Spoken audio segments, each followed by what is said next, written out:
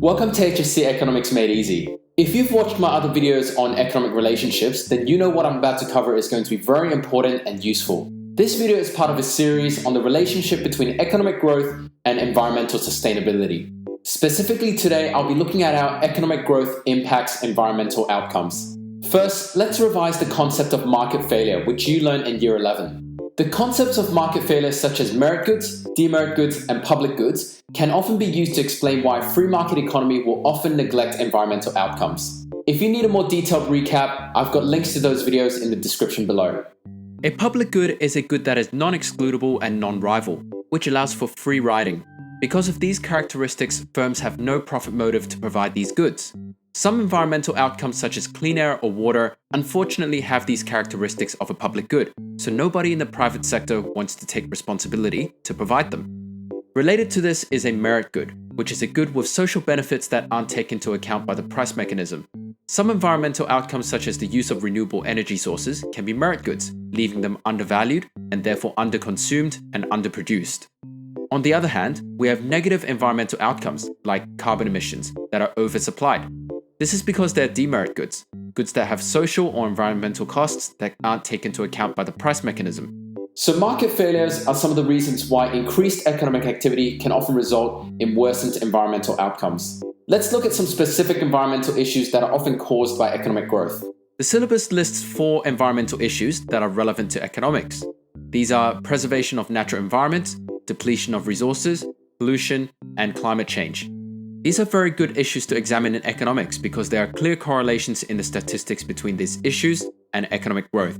That is, if you were to write about how economic growth has exacerbated environmental issues, there is a lot of information available for you to integrate into your written responses. Some easy ways of observing the issue of preservation of natural environments include the rate of land degradation or loss of habitats. Examples of statistics that you could use for this issue include the rate of deforestation.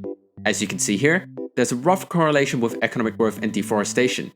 Rates of deforestation dipped around the time that we had the GFC, and global production and demand for resources fell.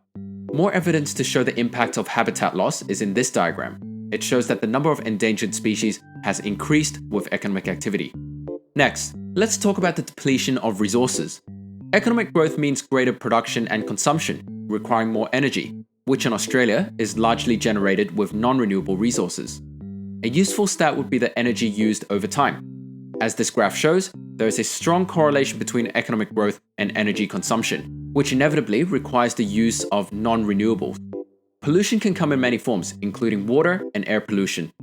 Stats that support the correlation between these types of pollution and economic growth are quite accessible. In particular, ocean plastic pollution is a good one to look at.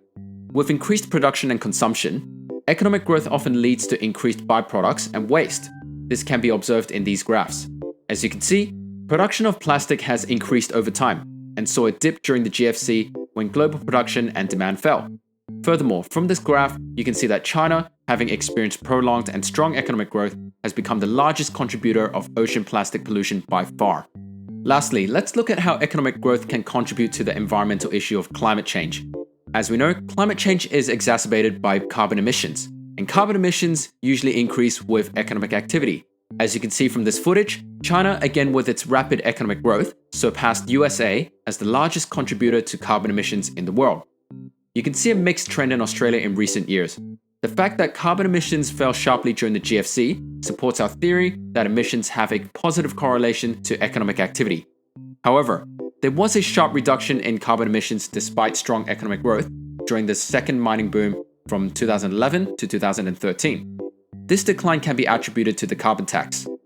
So if you look at these issues and trends, it becomes quite apparent that increased economic activity can often worsen environmental outcomes. When you're writing essays about environmental sustainability, make sure you support them with these examples and stats. So is the bottom line economic prosperity and environmental sustainability are mutually exclusive? Well, allow me to show you an extension concept called the environmental Kuznets curve.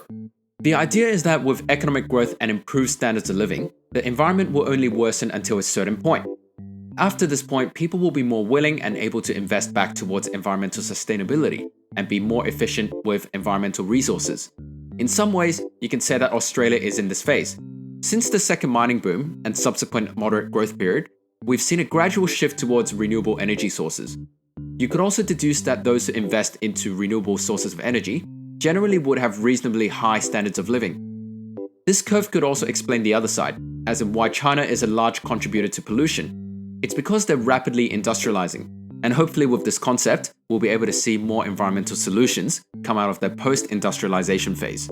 So to sum it up, there seems to be evidence that increased economic growth often comes at the cost of environmental outcomes. However, improved economic well-being can often lead to improved ecological sustainability in the long term. But this video is only half the story. We've only looked at how economic growth can impact environmental sustainability. Next video, we're going to look at the other side of the story, how environmental issues can in turn impact economic growth. Make sure you subscribe to the channel as well as follow us on Facebook to make sure you don't miss any future videos. If this video has helped you, please leave a like and comment as well as share the video too. I look forward to continuing to make HSC economics easy for you. See you next time.